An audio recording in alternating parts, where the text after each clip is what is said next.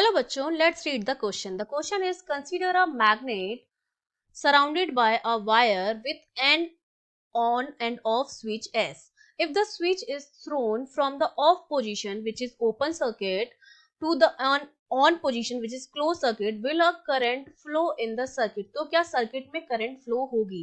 तो हमें क्या दे रखा है, एक बार मैग्नेट दे रखी है।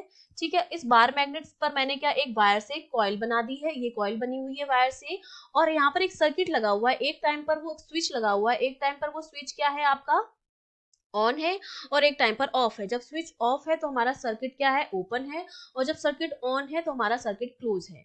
जब हमारा सर्किट ओपन है दैट मीन्स कोई करंट फ्लो नहीं होगी इसमें, नो करंट फ्लोज, क्योंकि सर्किट ओपन है हमारा, ओपन सर्किट में किसी तरह की कोई करंट फ्लो नहीं होगी।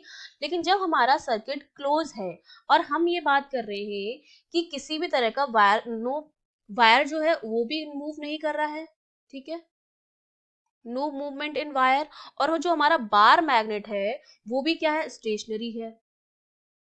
ठीक है, जब बार मैग्नेट हमारा स्टेशनरी है, इसका मतलब इस मैग्नेट से एसोसिएटेड जो मैग्नेटिक फील्ड है उसमें किसी भी तरह का कोई चेंज नहीं आएगा।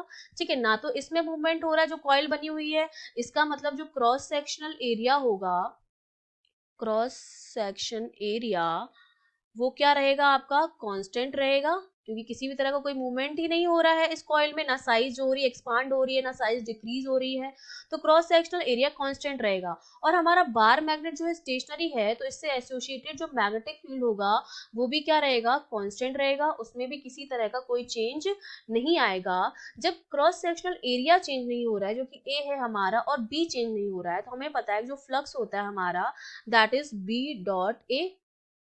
ठीक है, जब ये भी कांस्टेंट है और ये भी कांस्टेंट है दैट मीन्स हमारा जो फ्लक्स है वो हमारा क्या आएगा, कांस्टेंट आएगा, फ्लक्स में किसी तरह का कोई चेंज नहीं हो रहा है। और जब हमारा फ्लक्स चेंज नहीं हो रहा है दैट सिंपली मीन्स कि किसी भी तरह का कोई इंड्यूस ईएमएफ नहीं होगा, क्योंकि ई हमारा क्या होता है, minus D phi upon D T, rate of change of flux.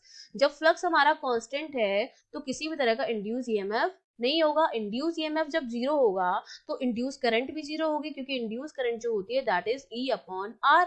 जब ई जीरो है तो आई हमारा क्या हो जाएगा, जीरो हो जाएगा, मतलब सर्किट में किसी भी तरह की कोई करंट फ्लो नहीं होगी। तो इस क्वेश्चन का हमारा आंसर क्या हो जाएगा, will a current flow in a circuit, no.